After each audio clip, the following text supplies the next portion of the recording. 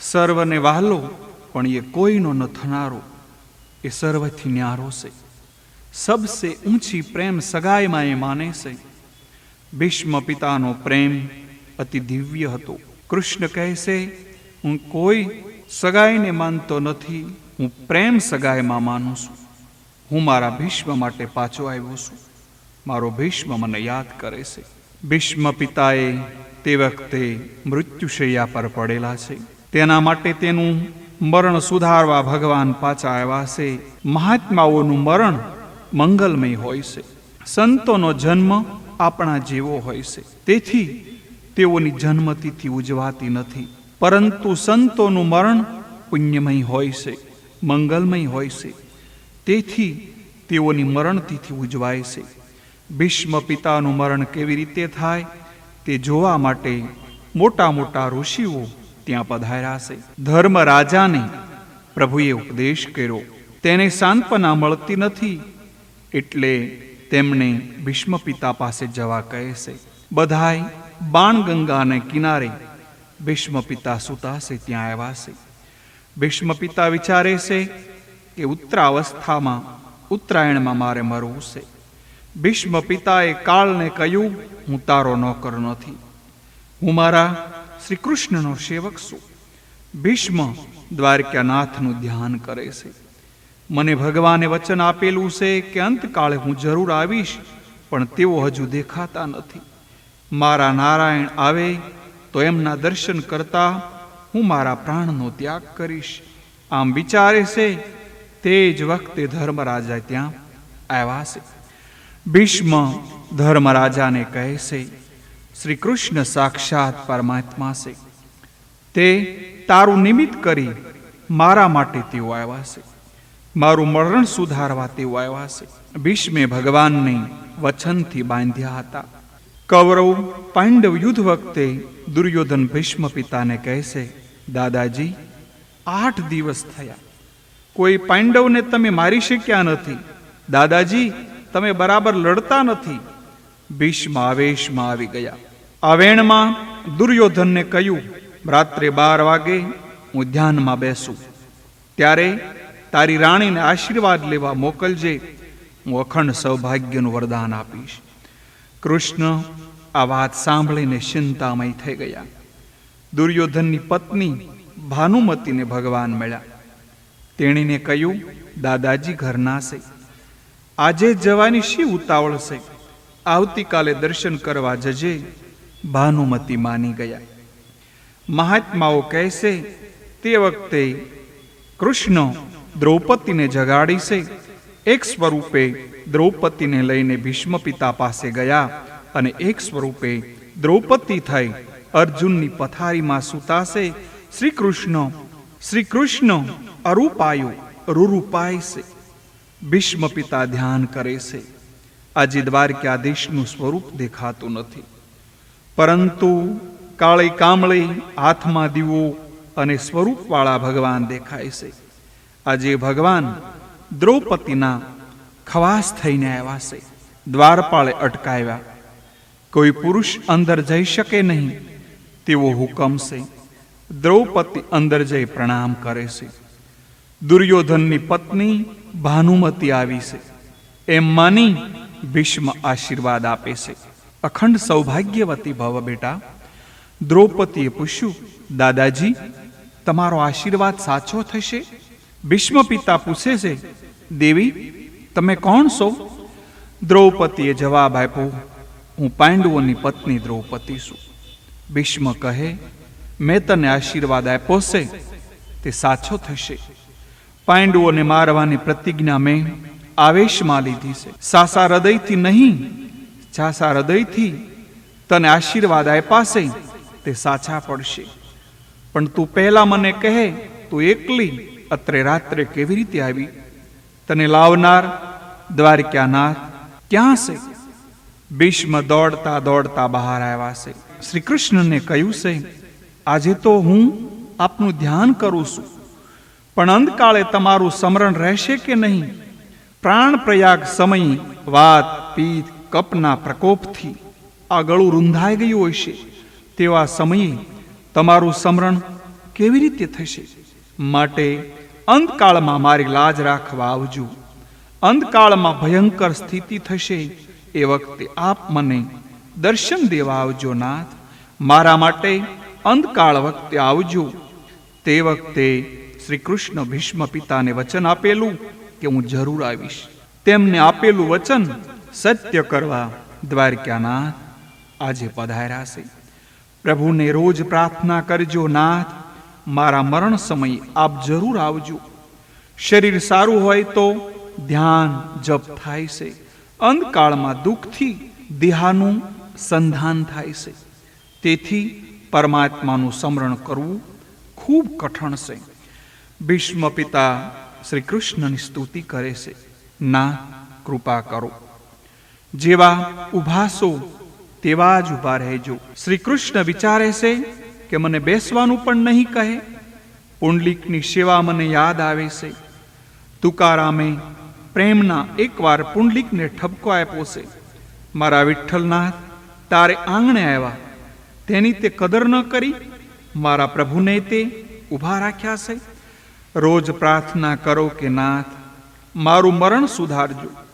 શરીરમાં શક્તિ છે ત્યારે જ ખૂબ ભજન કરો, ત્યારે પ્રભુને રીજો. શ્રી કૃષ્ણ કહે છે, દાદા અધર્મ રાજાને થાય છે કે મેં બધાયને માર્યા છે, મારે લીધે સર્વનાશ થયો છે. તેમને શાંતિ મળે તેવો તમે એમને ઉપદેશ કરો. ભીષ્મ પિતા કહે છે, ઊભા રહો. ધર્મરાજાની શંકાનું સમાધાન પછી કરીશ. મારી એક શંકાનું સમાધાન પહેલા કરો. મારા એક પ્રશ્નનો જવાબ તમે પહેલા આપો.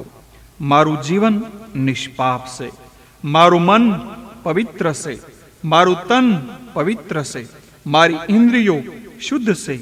આ કોની પાસે વાત કરે છે? જે મન કી પણ જાણે છે એની પાસે. ભીષ્મ કહે છે, મેં પાપ કર્યું નથી, તેમ છતાં આજે મને આ સજા કેમ તમે આપી? મારે બાણની શૈયા ઉપર શું પડ્યું છે? મને અતિશય વેદના કેમ થાય છે? હું નિષ્પાપ છું, છતાં કેમ સજા કરો છો? ભગવાન કહે છે, હે ભીષ્મ પિતા, આપે પાપ કર્યું નથી તે વાત સાચી છે. તેથી તો હું આપને મળવા માટે આવ્યો છું. આપે પાપ કર્યું નથી, પણ તમે આંખથી પાપ જોયું છે. આપે પાપ જોયું તેની આ સજા કરી છે. કોઈ પાપ કરે તે તમે જુઓ તો એ પણ તમને પાપ છે. કોઈના પાપનો વિચાર કરો એ પણ પાપ છે. કોઈનું પાપ જોશો નહીં કે સાંભળશો નહીં કે કહેશો નહીં. ભીષ્મ, તે પાપ મને યાદ આવતું નથી. મેં કયું પાપ જોયું છે? શ્રી કૃષ્ણ ભગવાન કહે છે, દાદાજી તમે ભૂલી ગયા છો, પણ હું ભૂલ્યો નથી. હું ઈશ્વર છું, મારે સર્વ યાદ રાખવું પડે છે. યાદ કરો દાદાજી, તમે સભામાં બેઠા હતા, દુશાસન દ્રૌપદીને ત્યાં લઈને આવ્યો, ત્યારે તમે ત્યાં જ હતા. દ્રૌપદીએ કહેલું, જુગારમાં પતિ હારી જાય પછી એ પત્નીને દાવમાં લગાડી શકે કે નહીં? દુર્યોધને કહેલું, દ્રૌપદી દાસી છે, નરવાસ્ત્ર કરો. તે વખતે દ્રૌપદીએ તમને કહેલું, પતિ હારી ગયા પછી પત્નીને પણમાં લાવવાનો પતિને અધિકાર નથી. દાદાજી મારો ન્યાય કરો, હું જીતા કે અજીતા? તે વખતે તમે કહેલું, દુર્યોધનનું અન્ન ખાવાથી મારી બુદ્ધિ બેડ મારી ગઈ છે, મને કાંઈ સૂઝતું નથી. તમે કાંઈ બોલ્યા નહીં. આવું પાપ સભામાં થાય અને તમે તે નિહાળો, તે તમારા જેવા જ્ઞાનીને શોભે? દ્રૌપદીની લાજ લૂંટાતી પરસભામાં તમે જોઈ છે. દ્રૌપદીને આશા હતી તમ જેવા સભામાં બિરાજો છો તો ચોક્કસ ન્યાય થશે.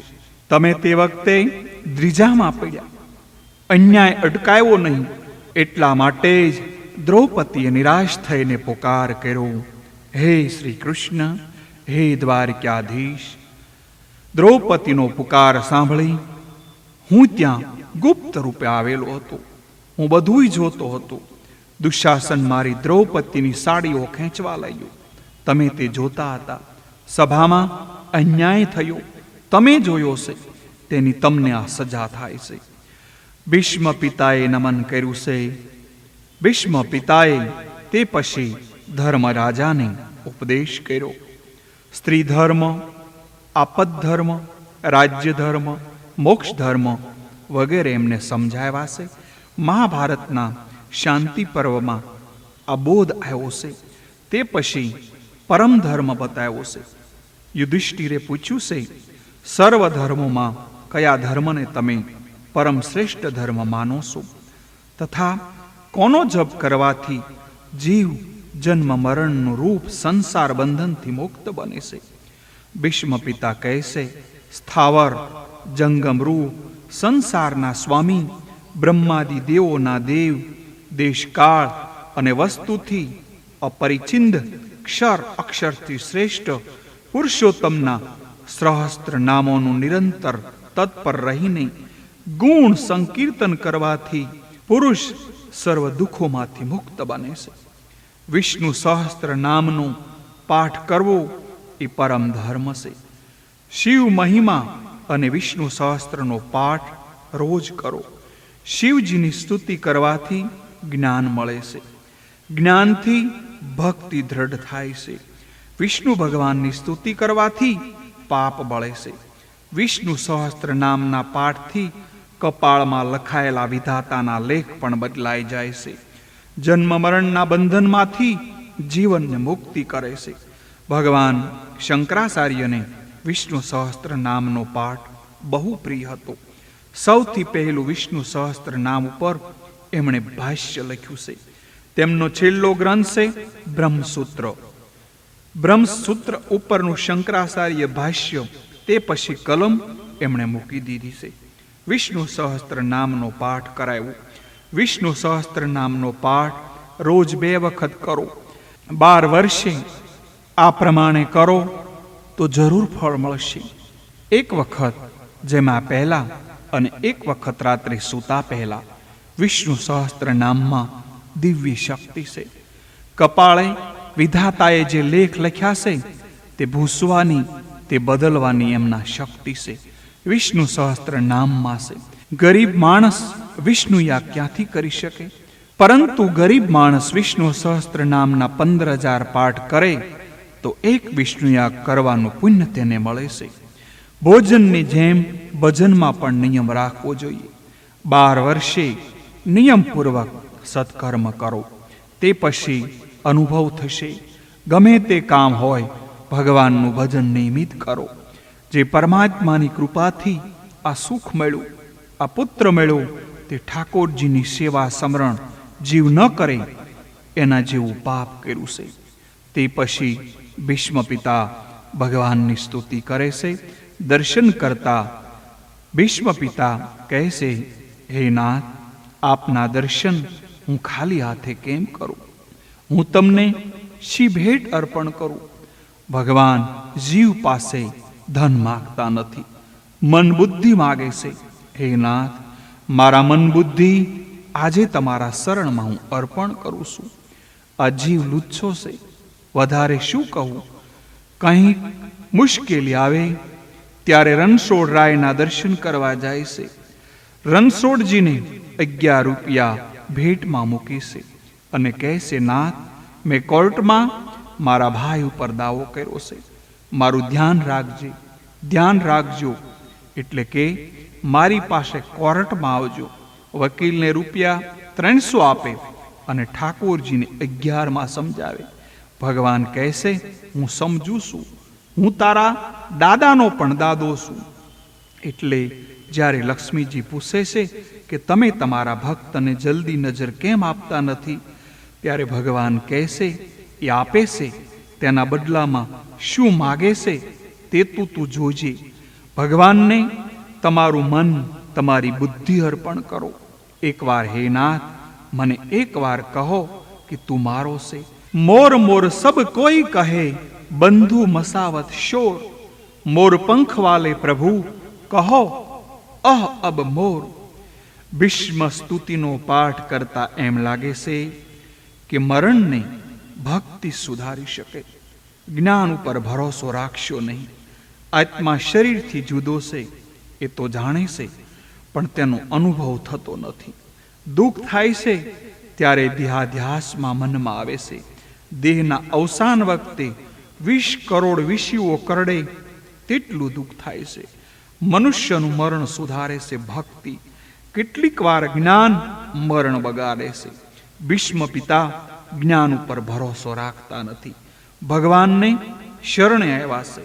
ભીષ્મ પિતા કહેશે, હું આપને શરણે આવ્યો છું. એવું બોલતા નથી કે હું બ્રહ્મરૂપ છું, કહેશે કે હું તમારો છું, તમારા શરણે આવ્યો છું. ભગવાન સહેજ ઠપકો આપે છે, તમને મારો એમ કેમ કહું? તમે મારા અર્જુનને, મારા ભક્તને બાણ માર્યા છે, તે કેમ ભૂલાય? ભીષ્મ કહેશે, પાંડવો ઉપર મારો પ્રેમ છે, તે જગત જાણે છે, તમે પણ જાણો છો. તે વખતે મારું શરીર કૌરવ પક્ષમાં હતું, પણ મારું મન પાંડવ પક્ષમાં હતું. બાણ છોડતો હતો ત્યારે મનમાં ભાવના કરતો હતો કે જીત પાંડવોની થાય. જો તસ્તુ પાંડુ પુત્રાણામ, એવું બોલીને હું બાણ છોડતો હતો. કૃષ્ણ કહે, પણ શરીરથી તમે પાંડવ પક્ષમાં આવ્યા નહીં ને, તમે કૌરવોના પક્ષમાં રહીને મારા પાંડવો સામે લડ્યા છો. તમારું મન પાંડવ પક્ષમાં હતું તો તન પણ ત્યાં જ કેમ ન રાખ્યું? ભીષ્મ કહેશે, હે નાથ, તે વખતે અર્જુનના રથ ઉપર તમે બિરાજતા હતા, તે તમારા દર્શન કરવાની ઈચ્છા હતી. મેં વિચાર્યું, પાંડવ પક્ષમાં રહીશ તો અર્જુનના રથ ઉપર બિરાજેલા પાર્થ સારથીના દર્શન કેમ થશે? તે તમારા સતત દર્શન કરવા માટે સામા પક્ષમાં જઈને ઊભો હતો. પાંડવ પક્ષમાં રહીને લડું તો તમારા સ્વરૂપનું દર્શન મને બરાબર ન થાય. કૌરવ પક્ષમાં રહું તો તમારી સામે ઊભા રહીને લડવું પડે, એટલે તમારા દર્શનનો પૂર્ણ લાભ મળે એટલા માટે પક્ષમાં રહ્યો હતો. ભીષ્મ સ્તુતિ કરે છે, જેમનું શરીર ત્રિભુવન સુંદર અને નીલા તમાલની જેવું નીલપર્ણું છે, જેના ઉપર સૂર્ય કિરણોની સમાન શ્રેષ્ઠ પિતાંબર ફરી રહ્યું છે, અને મુખ ઉપર કમળની સમાન ગૂંચવાયેલી લટો લટકી રહી છે. એવા અર્જુન સખા શ્રી કૃષ્ણમાં મારી નિષ્કપટ પ્રીતિ થાવ. પાર્થ સર્વે રતિ બરમાસ્તુ, એવા પાર્થ સારથીને રોજ નિહાળો. મારા ઇન્દ્રિયો રૂપી ઘોડા, હે નાથ, હું આપને સોંપું છું. શરીર રથ છે, ઇન્દ્રિયો ઘોડા છે. મારા નિષ્કામ બુદ્ધિ અને મન આપને અર્પણ કરું છું. મન આપવા લાયક છે, ત્યારે જગતમાં કોઈ સ્ત્રીને તો કોઈ પુરુષને મન આપે છે. ભગવાન કહેશે, મને ધન વગેરે નહીં, પણ તમારું મન મને આપો. ભગવાન વિચાર કરવા લાગ્યા, ડોસો સતુર છે, કેવું સરસ સરસ બોલે છે. આ જીવ ઠાકોરજીને કંઈક અર્પણ કરે છે ત્યારે ઠાકોરજીને સંકોચ થાય છે. મને યુદ્ધના સમયની એમની એ વિલક્ષણ છબી યાદ આવે છે. તેઓના મુખ ઉપર લહેરાતી વાળની લટો ઘોડાઓના પગથી ઉડતી ધૂળથી મેલી થઈ ગઈ હતી. એના પસીનાના નાના નાના બિંદુઓ શોભી રહ્યા હતા. મારા તીક્ષ્ણ બાણો વડે હું તેમની સાંભળીને વિંધી રહ્યો હતો. એવા સુંદર કવચધારી શ્રી કૃષ્ણ પ્રતિ મારું શરીર, અંતકરણ અને આત્મા સમર્પિત થઈ જાય. પ્રભુને પ્રાર્થના કરો કે મારા શરીર રથ ઉપર આપ બિરાજો. શરીર રથમાં દ્વારકાનાથ બિરાજેલા છે તેવી ભાવના કરો. મારા ઇન્દ્રિયો રૂપી ઘોડાઓ કાબુ બહાર જાય તો તેને અટકાવજો. મેં મારા શરીરની લગામ તમારા હાથમાં સોંપી છે. મારી ઇન્દ્રિયોને કબજે રાખો. મારો રથ સહી સલામત પાર ઉતારો. પ્રભુનું શરણ ગ્રહણ કરનારનું જ મરણ સુધરે છે. હે નાથ, જગતમાં તમે મારી કેટલી પ્રતિજ્ઞા વધારી, મને કેટલું તમે માન આપ્યું. મારી પ્રતિજ્ઞા સત્ય કરવા તમે તમારી પ્રતિજ્ઞા જતી કરી. કૃષ્ણે મહાભારત યુદ્ધમાં કોઈ અસ્ત્ર શસ્ત્ર ન લેવાની પ્રતિજ્ઞા કરેલી. ભીષ્મે કહેલું કે હું ગંગાનો પુત્ર છું, હું એવું લડીશ કે શ્રી કૃષ્ણને હાથમાં શસ્ત્ર લેવું જ પડશે. હું કૃષ્ણ પાસે શસ્ત્ર લેવડાવીશ. ભીષ્મના બાણોથી અર્જુનને મૂર્છા આવી છે. અર્જુન મૂર્છામાં છે, છતાં ભીષ્મ બાણ મારે છે. કૃષ્ણે વિચાર્યું, આ ડોસો મારા અર્જુનને મારી નાખશે તો અનર્થ થશે. મારી પ્રતિજ્ઞા ગઈ ખાડામાં. ભગવાન રથ ઉપરથી કૂદી પડ્યા છે. જેમ સિંહ દોડતો જાય તેમ શ્રી કૃષ્ણ હાથમાં રથનું પૈડું લઈ ભીષ્મ તરફ દોડ્યા. ભીષ્મે તે વખતે નમન કર્યું, ભગવાનનો જય જયકાર કર્યો. ભગવાન કેવા દયાળુ છે. ભક્તોની પ્રતિજ્ઞા સત્ય કરવા તે પોતાની પ્રતિજ્ઞા જતી કરે છે. ઠાકોરજીની આ લીલા છે. ભગવાન ભક્તોને ખૂબ માન આપે છે. મારી હાર પણ મારા ભક્તોની જીત. ભીષ્મ કહે છે, મારી પ્રતિજ્ઞા પણ સાચી અને કૃષ્ણની પ્રતિજ્ઞા પણ સાચી. તે વખતે તમારા બે સ્વરૂપો મને દેખાણા હતા.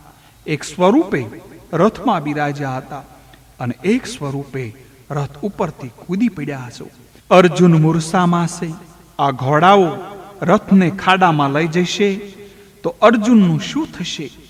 તેથી એક સ્વરૂપે તમે રથમાં રહ્યા છે. જે સ્વરૂપે રથમાં રહ્યા હતા તે સ્વરૂપે અસ્ત્ર શસ્ત્ર લીધું નથી. ભીષ્મ એટલે ભયંકર. ભયંકર કોણ? મન એ ભયંકર છે. ભીષ્મ એટલે મન. અર્જુન એ જીવાત્મા છે.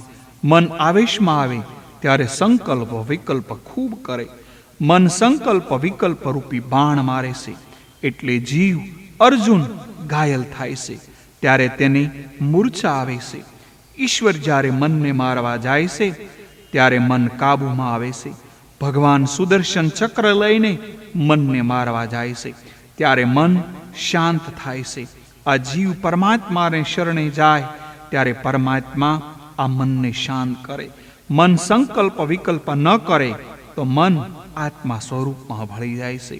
ત્યારે જીવને શાંતિ મળે છે. નાથ, હું આપની સ્તુતિ કેવી રીતે કરું? ભીષ્મે કરેલી સ્તુતિ અનુપમ છે. તે કંઠસ્થ કરવા જેવી છે. એને ભીષ્મ સ્વરાજ સ્તોત્ર પણ કહેવામાં આવે છે. તે પછી ભીષ્મ ઉત્તરાયણમાં દેહ છોડે છે. ભીષ્માચાર્ય ભાગવત સ્વરૂપમાં લીન થાય છે. કૃતાર્થ થયા છે.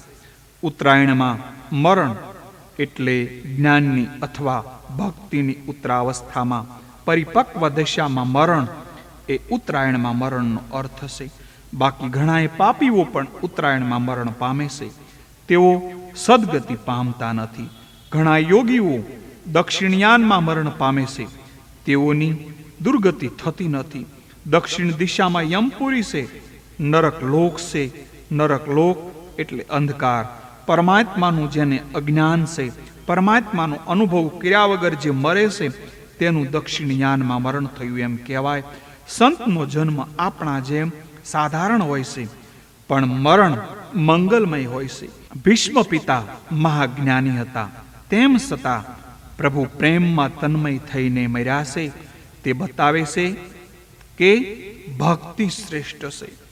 સાધન ભક્તિ કરતા કરતા સાધ્ય ભક્તિ સિદ્ધ થાય છે. મરણ કોનું સુધર્યું? જેના મરણ વખતે દેવો વાજા વગાડે તેનું. ભીષ્મના પ્રયાણ વખતે દેવો વાજા વગાડે છે. માટે કરણી એવી કરો કે જબ તુમ આયે જગત में જગ હસે તુમ રોય, ऐसी करनी कर चलो તુમ હસે જગ રોય. માનવ જીવનની છેલ્લી પરીક્ષા મરણ છે. જેનું મરણ સુધરે એનું મરણ સુધરે છે. જેનું મરણ બગડ્યું એનું આખું જીવન બગડ્યું. મરણ ત્યારે સુધરે જ્યારે પ્રતિક્ષણ સુધરે. જીવન એનું સુધરે જેનો સમય સુધરે, જેને સમયની કિંમત છે. ગયેલી સંપત્તિ મળશે પણ ગયેલો સમય નહીં મળે. પ્રતિક્ષણનો જે સદુપયોગ કરશે તેનું મરણ સુધરશે. કણનો દુરુપયોગ ન કરો અને ક્ષણનો દુરુપયોગ ન કરો. કણનો દુરુપયોગ કરે એ દરિદ્ર થાય છે અને ક્ષણનો દુરુપયોગ કરે તેનું જીવન બગડે છે. પ્રતિદિન સંયમને વધારો. પ્રતિપળે ઈશ્વરનું સ્મરણ કરો. એનું મરણ સુધરે છે. ભીષ્મ પિતાએ આજીવન સંયમ રાખ્યો હતો. સંયમ વધારી પ્રભુના સતત સ્મરણની આદત પડે તો મરણ સુધરે. અંતકાળનો સમય બહુ કઠણ છે. તે વખતે પ્રભુનું સ્મરણ થવા બહુ જ કઠણ સમય છે. જન્મ જન્મ મુનિ જતન કરાઈ, અંતરામ કહી આવત નહીં. આખું જીવન જેના પાછળ જશે, અંધકાળ તેને તે જ યાદ કરશે. મનુષ્ય પ્રયત્ન વિના ઈશ્વર કૃપા કરતા નથી. આખું જીવન જે ભગવત સ્મરણ કરશે તે કદાચ અંતકાળે ભગવાનને ભૂલી જાય તો પણ ભગવાન તેને યાદ કરશે જ કરશે. સત્કર્મ વ્યર્થ જવાનું નથી. મારો ભક્ત મને ભૂલે પણ હું તેને ભૂલતો નથી. ભીષ્મ પિતાનું મરણ સુધારવા માટે દ્વારકાનાથ ભીષ્મ પિતા પાસે પધાર્યા છે. ભીષ્મ પિતાનું મરણ સુધાર્યું છે. ભીષ્મ પિતા જ્ઞાનનો ભરોસો રાખતા નથી. તેમણે પ્રભુની શરણાગતિ સ્વીકારી છે. દાદાના મરણથી યુધિષ્ઠિરને ખૂબ દુઃખ થયું, પરંતુ દાદાને સદગતિ મળી તેથી એમને ઘણો આનંદ થયો છે. યુધિષ્ઠિર ગાદી ઉપર બિરાજા છે. ધર્મરાજા હસ્તિનાપુરમાં રાજ્ય કરવા લાગ્યા. ધર્મરાજાના રાજ્યમાં દુકાળ નથી, અતિવૃષ્ટિ અનાવૃષ્ટિ નથી. ધર્મરાજાના પવિત્ર રાજ્યમાં કોઈ મૂર્ખ નથી, કોઈને પણ રોગ નથી. ધર્મની મર્યાદાનું પાલન કરે તો તે કોઈ દિવસ રોગી થાય નહીં. ભોગવાસના અનેક જન્મોની મનમાં છે, તેનો જલ્દી ત્યાગ કરી શકાતો નથી. પરંતુ વિવેકથી ભોગ ભોગવો તો અંતકાળ સુધી ઇન્દ્રિય સાજી રહે. ધર્મની મર્યાદામાં રહી મનુષ્ય અર્થ કામ ભોગવે તો દુઃખી થાય નહીં. સદાચાર અને સંયમને નહીં વધારો તો સંપત્તિ પણ આનંદ નહીં આપે. એકદમ સંકલ્પ રહી મનને કરવું કઠણ છે. માટે પવિત્ર સંકલ્પ કરો, પરમાત્માના ચરણમાં દ્રઢ આશ્રય કરો, ત્યારે જ મન શાંત થાય. સુજી સાવધાન કરે છે, કહે છે ધર્મરાજાના રાજ્યમાં ધર્મનું શિક્ષણ આપવામાં આવતું હતું. આરોગ્યમ ભાસ્કરાત ઈચ્છેત મોક્ષમ ઈચ્છેત જનાર્દનામ. સૂર્યનારાયણ પ્રત્યક્ષ ભગવાન છે. ઇતર સર્વદેવો ભાવનાથી સિદ્ધિ આપે છે. સૂર્યનારાયણ પ્રત્યક્ષ દેખાય છે, તેમાં ભાવના કરવાની જરૂર નથી.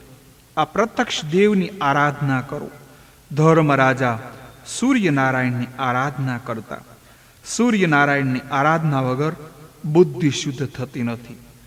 કાંઈ નહીં તો ઓછામાં ઓછા 12 સૂર્ય નમસ્કાર રોજ કરો.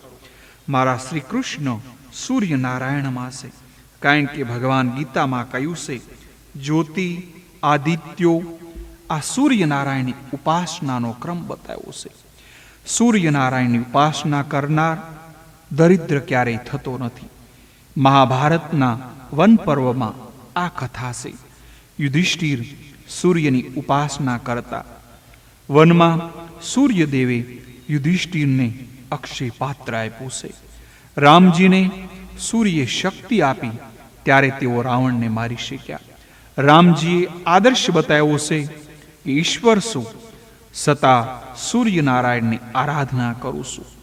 નીતિનું ધર્મ સાથે લગ્ન ન થાય ત્યાં સુધી નીતિ વિધવા છે. નીતિ વગરનો ધર્મ વિધૂર છે. અર્થોપાર્જન કરવો એ ધર્મ છે, પણ ધર્મ ધર્માનુકૂલે હોવો જોઈએ. ધર્મને ધર્મની મર્યાદા ન હોય તો એ માયાનું સ્વરૂપ બને છે અને તે અનર્થ કરે છે.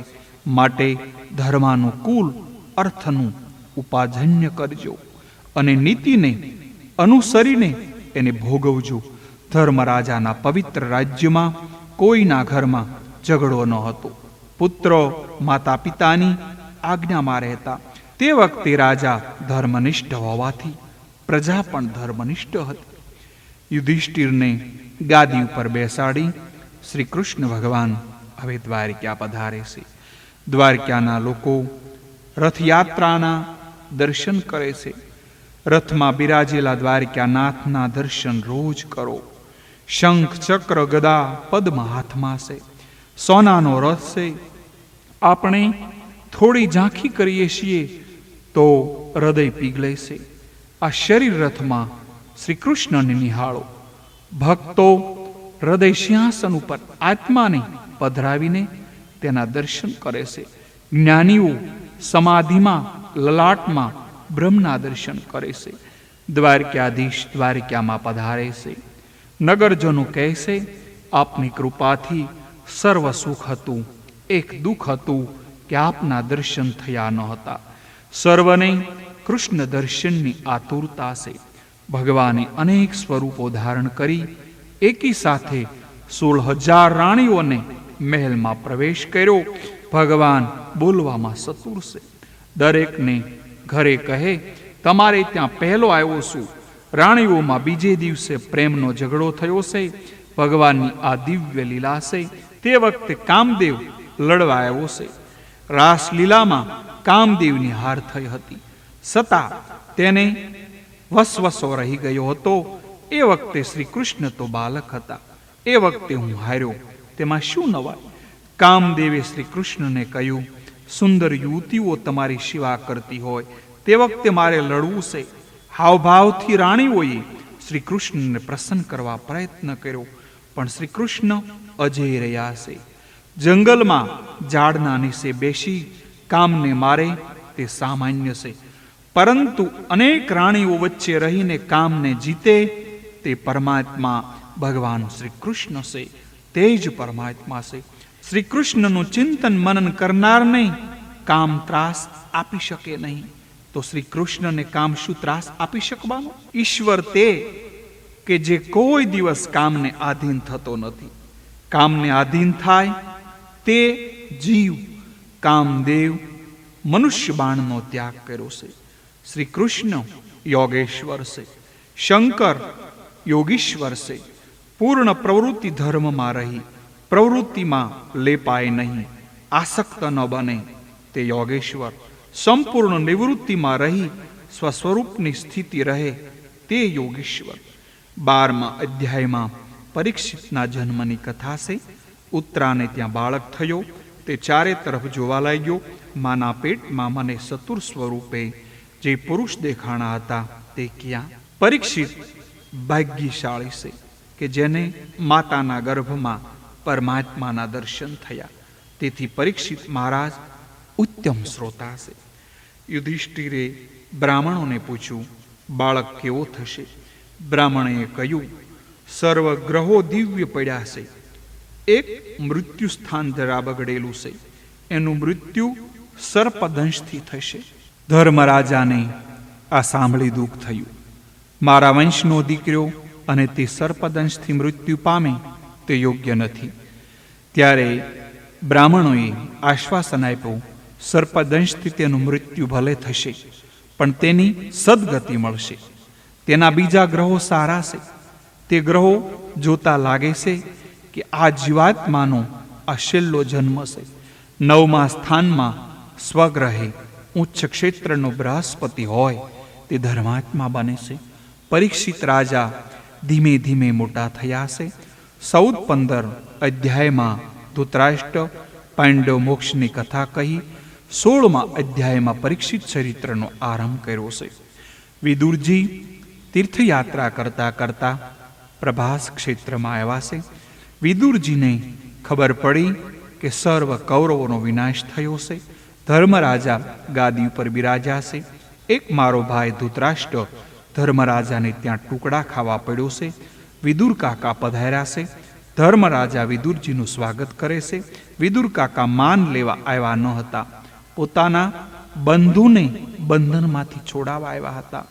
વિદુરજીએ 36 વર્ષ તીર્થયાત્રા કરી છે. એનું કારણ એ છે કે ઘણીવાર યાત્રામાં બીજી ચિંતાઓ ઈશ્વરનું નિયમથી ધ્યાન થતું નથી. સત્કર્મ નિયમપૂર્વક થતો નથી. તેથી તીર્થયાત્રા કરતા ભગવાનનું ધ્યાન અતિ શ્રેષ્ઠ છે. દેવી ભાગવતમાં લખ્યું છે કે ઘર કરતાં વધારે સત્કર્મ તીર્થયાત્રામાં ન થાય તો તીર્થયાત્રા નિષ્ફળ છે. 36 વર્ષ વિદુરજીએ યાત્રા કરી છે, છતાં વિદુરજીએ ટૂંકમાં જવાબ આપ્યો છે કે આત્મા પ્રશંસા એ મરણ છે. સત્કર્મનું તમારા મુખથી વર્ણન કરશો નહીં. 36 વર્ષની યાત્રાનું વર્ણન 32 શબ્દોમાં કર્યું છે. આજકાલ તો લોકો આટલી યાત્રાઓ અમે કરી તેમ વારંવાર યાદ દેવડાવે છે. તમારા હાથે જેટલું પુણ્ય થાય તે ભૂલી જાઓ અને જેટલું પાપ થાય તેને યાદ રાખો. આ સુખી થવાનો ઉત્તમમાં ઉત્તમ માર્ગ છે. ત્યારે મનુષ્ય પુણ્યને યાદ રાખે છે અને પાપને ભૂલી જાય છે. યુવાવસ્થામાં જેણે બહુ પાપ કર્યા હોય તેને વૃદ્ધાવસ્થામાં ઊંઘ આવતી નથી. મધ્યરાત્રિએ વિદુરજી ધૃતરાષ્ટ્ર પાસે ગયા. ધૃતરાષ્ટ્ર જાગતા હતા. વિદુરજી ધૃતરાષ્ટ્રને પૂછે છે, કેમ ભાઈ ઊંઘ આવતી નથી? જે ભીમને ઝેરના લાડુ ખવડાવ્યા તેના ઘરમાં તમે ખાંડના લાડુ ખાવશો? ધિક્કાર છે તમને. પાંડવોને તમે દુઃખ આપ્યું. તમે એવા દુષ્ટ કે દ્રૌપદીની સભામાં બોલાવવા તે સંમતિ આપેલી પાંડવોને છોડી હવે યાત્રાએ નીકળો. ધૃતરાષ્ટ્ર કહે છે કે ભત્રીજાઓ એટલે કે ધર્મરાજાને એ પાંડવો બહુ લાયક છે, મારી ખૂબ સેવા કરે છે. એમણે છોડતા દિલ થતું નથી. વિદુરજી કહે છે, હવે તને ભત્રીજો વાલો લાગે છે. યાદ કરો, તમે પાંડવોને મરવા કેટલા પ્રયત્નો કર્યા છે. ભીમસેનને લાડુમાં ઝેર ખવડાવ્યું, લાખાગ્રહમાં આગ લગાડી. એ તો ધર્મરાજા ધર્મની મૂર્તિ છે. તેથી તે તમારા અપકારનો બદલો ઉપકારથી વાળે છે. મને એવું લાગે છે કે થોડા દિવસમાં પાંડવો પ્રયાણ કરશે અને તને ગાદી ઉપર બેસાડશે. તું મોહ છોડ. તમારા હાથે કાળ છે. તમારા મુખ ઉપર મને મૃત્યુના દર્શન થાય છે. સમજીને ઘર છોડશો તો કલ્યાણ છે, નહીતર કાળ ધક્કો મારશે એટલે ઘર છોડવું પડશે. છોડ્યા વગર છૂટક્યો નથી. સમજીને ઘર છોડો તે બુદ્ધિમાન છે. થોડા સમયમાં તમારું મરણ થશે. આ જીવ સમજીને છોડતો નથી. ડોક્ટર કહેશે તમને બ્લડ પ્રેશર છે, ધંધો બંધ કરો નહીતર જોખમ છે. ત્યારે મનુષ્ય ડાયો થઈને ઘરમાં બેસે છે. આ પ્રમાણે ડાક્ટર મૂર્ખ બનાવે ત્યારે ધંધો છોડીએ છીએ. ધૃતરાષ્ટ્ર કહે છે, ભાઈ તારું કહેવું સાચું છે. હું આંધળો છું, એકલો ક્યાં જાઉં? વિદુરજી કહે છે, દિવસે તો ધર્મરાજા તને છોડશે નહીં, પણ અત્યારે મધ્યરાત્રિએ હું તમને લઈ જાઉં. ધૃતરાષ્ટ્ર ગાંધારી સાથે વિદુરજી સપ્ત સ્તોત્ર તીર્થમાં આવ્યા છે. સવારે યુધિષ્ઠિર ધૃતરાષ્ટ્રના મહેલમાં આવ્યા. કાકા દેખાણા નથી. યુધિષ્ઠિર વિચારે છે કે અમે તેના 100 પુત્રને મારી નાખ્યા એટલે એણે આત્મહત્યા કરી હશે. કાકા કાકીનો પતો ન લાગે ત્યાં સુધી મારે પાણી પીવું નથી. ધર્મી દુખી થાય તો સંત તેને ત્યાં આવે છે. ધર્મરાજાની પાસે એ વખતે નારદજી પધાર્યા છે. ધર્મરાજા તેને કહે છે, મારા પાપે કાકા ચાલ્યા ગયા. વૈષ્ણવ તે છે કે જે સ્વદોષનો વિચાર કરે, બીજાના દોષનો ક્યારેય નહીં. નારદજી સમજાવે છે કે ધૃતરાષ્ટ્રને સદગતિ મળવાની છે. ચિંતા ન કરો. દરેક જીવ મરણને આધીન છે. કાકા જ્યાં જવાના ત્યાં તમારે પણ જવાનું છે. આજથી 5મા દિવસ પછી કાકાની સદગતિ થશે અને તે પછી તમારો વખત આવશે. કાકાને માટે હવે રડશો નહીં. હવે તમે તમારો વિચાર કરો. મરેલો પાછો આવવાનો નથી. જીવતો પોતા માટે રડે તે જ સારું.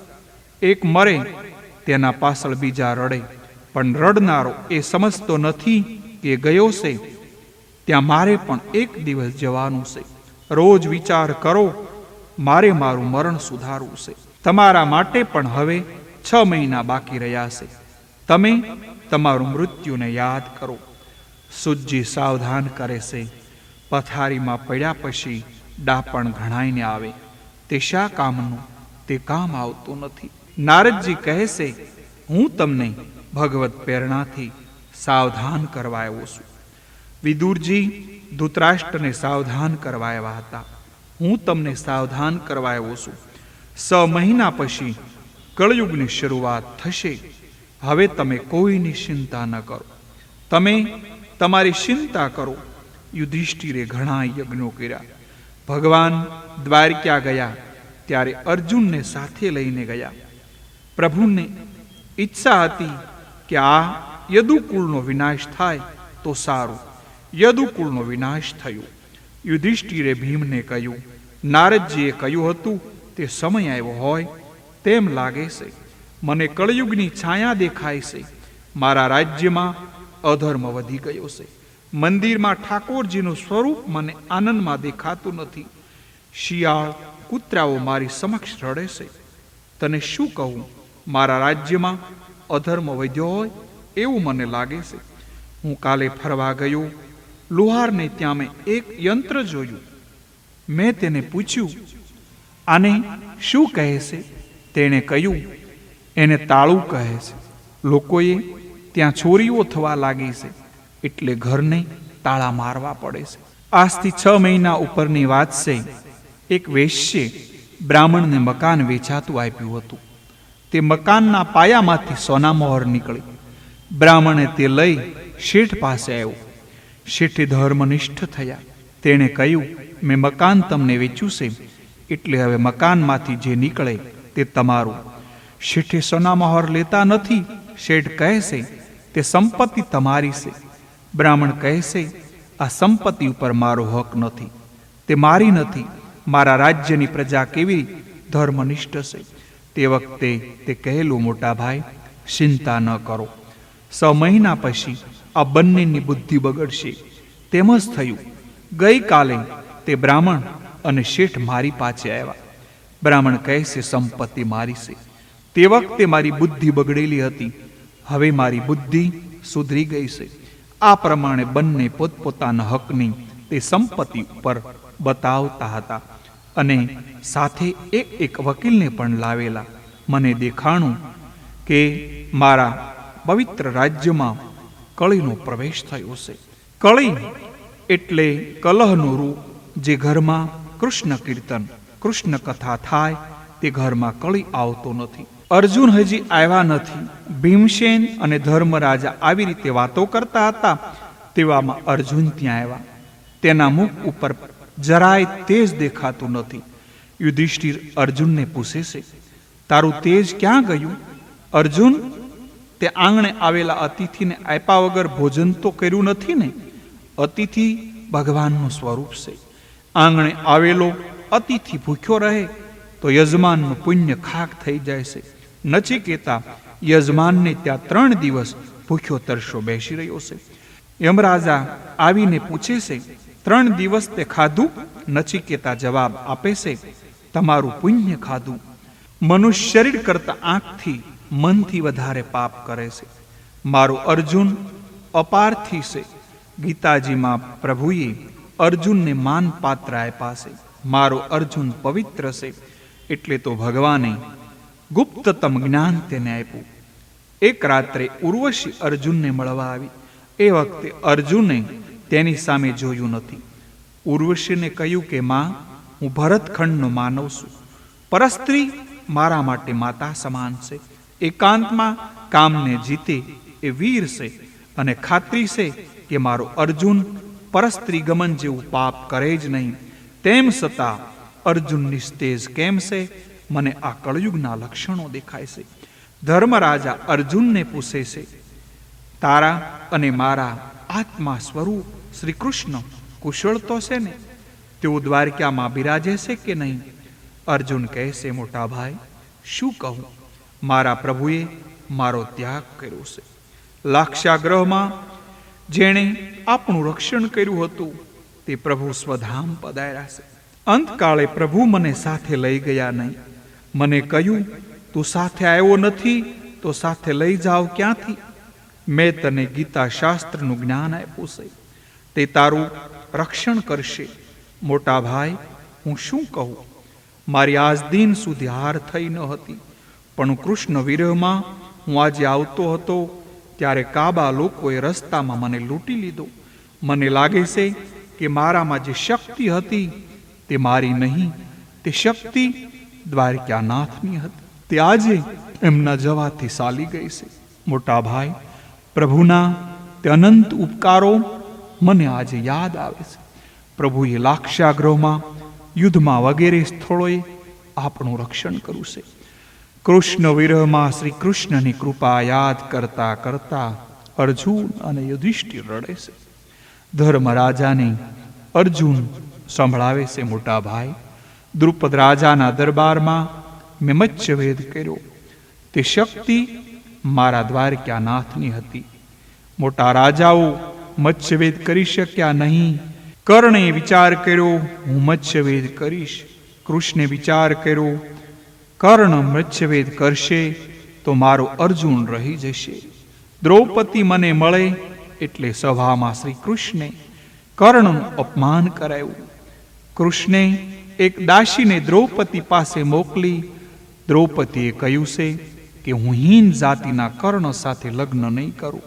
મોટા ભાઈ, મને હિંમત નહોતી, પણ મારા શ્રી કૃષ્ણ મને જોતા હતા, તેથી મારામાં હિંમત અને શક્તિ આવી. દુર્યોધને તો પાંડવો લાખાગ્રહમાં બળી ગયા છે એમ માની શ્રાદ્ધ પણ કરેલું. તે પાંડવોને જોઈ આશ્રય પામ્યો. આકાશમાં ફરતા માછલાને અર્જુન બાણ મારે છે. સંસારમાં મનરૂપી માછલો ફરે છે, તેને વિવેકરૂપી બાણ મારો. જેને દ્રૌપદી મળે તેને ભગવાન સાથી થાય છે. દ્રૌપદી એ કૃષ્ણ ભક્તિ છે. મનને ન મારો ત્યાં સુધી કૃષ્ણ ભક્તિ મળશે નહીં. મનને બહુ ગમે તે કરશો નહીં. મનને લાગે તે આપશો નહીં તો ધીરે ધીરે મન કાબુમાં આવતું જશે. આજ સુધી મોજ શોખમાં, ભોગમાં, પાપમાં કેટલું વાપર્યું તેનો હિસાબ જીવ કરતો નથી. બ્રાહ્મણને કંઈ આપ્યું હોય તો યાદ રાખે છે. આપણાથી બીજું શું થવાનું હતું? 1000 રૂપિયા દક્ષિણા આપી છે.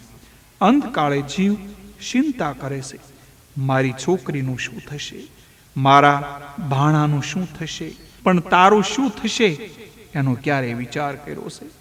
જેના ઉપર ભગવાનની કૃપા દ્રષ્ટિ થાય તે આ મનરૂપી માછલીને મારી શકે છે. ભગવાન કૃપા દ્રષ્ટિનું દાન ન કરે ત્યાં સુધી આ મન મરતું નથી. પ્રભુની કૃપા દ્રષ્ટિ થાય તો માછલો એટલે કે મન મરશે, અને મન મરશે તો ભક્તિ એટલે કે દ્રૌપદી મળશે. પરમાત્મા કૃપા દ્રષ્ટિથી નિહાળે છે ત્યારે જ જીવ મનને મારી શકે છે. પ્રભુની પ્રાર્થના કરતા નથી, તેથી મન મનુષ્યને ખાડામાં ફેંકે છે. અર્જુનને શ્રી કૃષ્ણના અનેક ઉપકારો યાદ આવે છે. મોટા ભાઈ, કુરુક્ષેત્રમાં તેમણે મને ગીતાનો ઉપદેશ કર્યો. મોટા ભાઈ, મને એક વખત માગવાનું તેમણે કહ્યું. મોટા ભાઈ, મોટા મોટા ઋષિઓ જન્મ મરણના ત્રાસમાંથી છૂટવા જેવું જેનું ધ્યાન કરે તેવા મારા પ્રભુ પાસે મેં માગ્યું કે યુદ્ધમાં મારી જીત થાય. મોટા ભાઈ, મને માગતા આવડ્યું નહીં. કિરાતનના વધ વખતે હું શંકર સાથે યુદ્ધ કરી શક્યો, તે પણ તેમના જ પ્રતાપે. મોટા ભાઈ, મારા કરતા દ્રૌપદી ઉપર તેનો કેવો પ્રેમ હતો. દ્રૌપદીના કેશ પકડી દુષ્ટો તેને સભામાં લાવેલા. આંસુ ભરેલી આંખોએ દ્રૌપદી કૃષ્ણના શરણમાં પડી ત્યારે તેઓએ તેમની સન્મુખ અપમાનનો બદલો લેવાની પ્રતિજ્ઞા કરેલી, અને એ દુષ્ટોની સ્ત્રીઓની એવી દશા કરી કે તેણીએ વિધવા બની અને પોતાની કેશ પોતાને મેળે છોડવા પડ્યા. મોટા ભાઈ, યાદ કરો તે પ્રસંગને કે દુર્યોધને કપટ કરી આપણા નાશ માટે દુર્વાસાને મોકલ્યા હતા. ભાજીના એક પાનથી અક્ષય પાત્ર ભર્યું હતું. પ્રભુએ તે સંકટમાંથી પણ આપણને ઉગાડ્યા હતા. દુર્યોધનને 4 મહિના દુર્વાસાને પોતાને ત્યાં જમાડ્યા. દુર્વાસા પ્રસન્ન થયા છે. દુર્યોધનને વરદાન માગવા કહ્યું. દુર્યોધને વિચાર્યું, ઋષિના શાપથી પાંડવોનો નાશ કરવાનો આ સારો અવસર છે. ગઈકાલનો મહારાજને 11નો ઉપવાસ છે. સૂર્યદેવે દ્રૌપદીને અક્ષય પાત્ર આપેલું છે. પરંતુ દ્રૌપદી ભોજન કરી રહે છે તે પછી તે પાત્રમાંથી કાંઈ નીકળતું નથી. આ બ્રાહ્મણોને પાંડવો પાસે જતા સમય લાગશે. દ્રૌપદીના ભોજન થયા પછી આ બ્રાહ્મણો ત્યાં પહોંચશે. દુર્વાસાને ભોજન નહીં મળતા ક્રોધથી તેઓ પાંડવોને શ્રાપ આપશે અને તેઓની દુર્ગતિ કરશે. દુર્યોધને બુદ્ધિપૂર્વક કપટ કર્યું છે. તેણે દુર્વાસા પાસે માગ્યું છે, અમારા કુળમાં યુધિષ્ઠિર મુખ્ય છે. 10,000 શિષ્યો સાથે હવે આપ તેમના આતિથ્યનો સ્વીકાર કરો. દ્રૌપદીનું ભૂખનું કષ્ટ ન ઉઠાવવું પડે એટલે તેના ભોજન પછી આપ ત્યાં જજો. પાંડવોને ત્યાં ભોજન માટે આજે આપ પધારો. સંતની સેવા સદભાવથી કરે તો જ તે સફળ થાય. કુભાવથી કે લૌકિક ભાવથી કરેલી સેવા સફળ થશે નહીં. 4 મહિના દુર્વાસાને પોતાને ત્યાં જમાડી દુર્યોધને પાંડવોનો વિનાશ ઈચ્છ્યો, જે તેના નાશનો પરિણેમો. નહીતર બ્રાહ્મણોને જમાડ્યાનું પુણ્ય તેને મળે. દુર્યોધને સંતની સેવા કરી પણ કપટથી કરી. દુર્યોધનના કહેવા પ્રમાણે દુર્વાસા 10,000 બ્રાહ્મણો સાથે પાંડવો પાસે આવ્યા ને કહે છે, રાજન, અતિશય ભૂખ લાગી છે. તમારે ત્યાં ભોજન કરવા આવ્યો છું. સૂર્યનારાયણે અક્ષય પાત્ર આપેલું છે. મધ્યાહને જે કાંઈ બ્રાહ્મણ આવે તેને જમાડે છે. અક્ષય પાત્રમાંથી સંકલ્પ પ્રમાણે અન્ન નીકળતું હતું. પાંડવો દુઃખમાં પણ ઈશ્વરની કૃપાનો અનુભવ કરે છે.